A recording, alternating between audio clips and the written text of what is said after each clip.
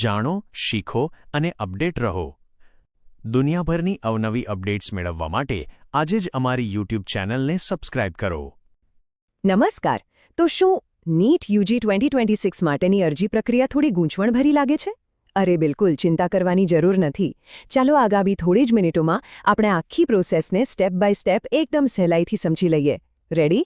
ચાલો શરૂ કરીએ. જુઓ, ડૉક્ટર બનવાની આ લાંબી સફર છે ને, એનું સૌથી પહેલું અને અગત્યનું પગથિયું એટલે નીટનું એપ્લિકેશન ફોર્મ. હા, એવું બને કે ક્યારેક આ પ્રોસેસ થોડી અટપટી લાગી શકે, પણ એટલા માટે જ તો આપણે અહીંયા છીએ, બરાબર ને? સાથે મળીને એક સ્ટેપને એકદમ ક્લિયર કરી દઈશું. ઓકે, તો સૌથી પહેલી અને સૌથી જરૂરી વાત તારીખો.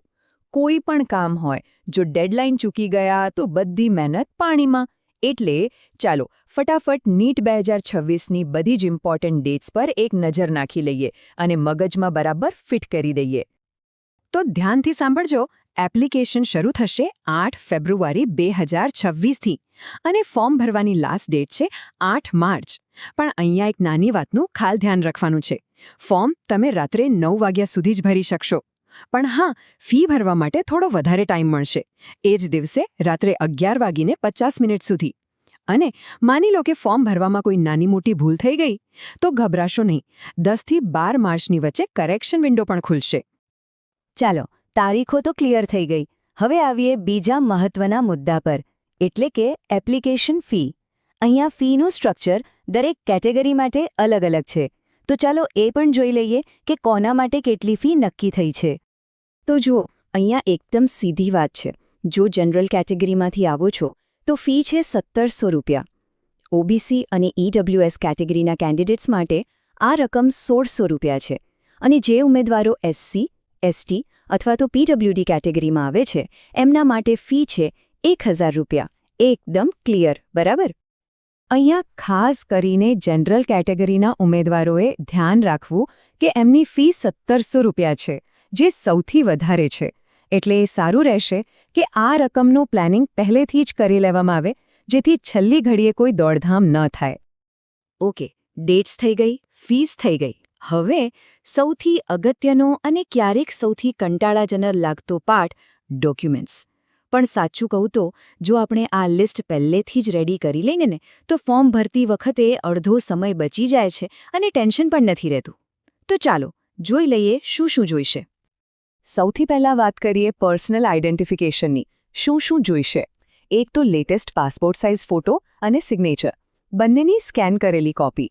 પછી આધાર કાર્ડની ડિટેલ્સ. અને હા, આ બહુ જ ઇમ્પોર્ટન્ટ છે, ડાબા અને જમણા બંને હાથની આંગળીઓ અને અંગૂઠાની છાપની સ્કેન કોપી પણ રેડી રાખવાની છે. પર્સનલ ડોક્યુમેન્ટ્સ પછી હવે આવીએ એકેડેમિક અને બીજા પ્રૂફ્સ પર. આમાં ધોરણ 10 અને 11ની માર્કશીટની માહિતી હાથવગી રાખવાની છે. જો કોઈ રિઝર્વ કેટેગરીમાં એપ્લાય કરી રહ્યા છો તો કાસ્ટ સર્ટિફિકેટ, અને જો લાગુ પડતું હોય તો ઇન્કમ સર્ટિફિકેટ પણ જોઈશે. અને છેલ્લે એક ખાસ વસ્તુ, નામ અને તારીખ લખેલો એક પોસ્ટકાર્ડ સાઇઝનો ફોટો પણ તૈયાર રાખવાનો છે. ભૂલતા નહીં. તો આપણે બધી જ ડિટેલ્સ જોઈ લીધી. પણ ચાલો એકદમ ફટાફટ આખી પ્રોસેસને એક સિમ્પલ ચેકલિસ્ટમાં ફરીથી જોઈ લઈએ, જેથી અરજી કરવા બેસો ત્યારે મગજમાં બધું એકદમ ક્લિયર હોય. બસ આ 4 સિમ્પલ સ્ટેપ્સ યાદ રાખવાના છે. સ્ટેપ 1, તારીખો કેલેન્ડરમાં માર્ક કરી લો. સ્ટેપ 2, બધા ડોક્યુમેન્ટ્સ એક ફાઇલમાં ભેગા કરી લો. સ્ટેપ 3, ફી માટેની ગોઠવણ કરી લો. અને સ્ટેપ 4, સમયસર ઓનલાઈન એપ્લાય કરી દો. બસ આટલું કરી લેશો એટલે એપ્લિકેશનની પ્રોસેસ એકદમ સ્મૂધલી પતી જશે. તો એકવાર એપ્લિકેશનનું કામ પૂરું થઈ જાય પછી શું? પછી બધું જ ફોકસ સીધું પરીક્ષાની તૈયારી પર. કારણ કે યાદ રાખજો, અરજી તો માત્ર પહેલું પગલું છે. અસલી પડકાર અને અસલી મંઝિલ તો હવે શરૂ થશે. તો સવાલ એ છે કે શું તમે એના માટે તૈયાર છો?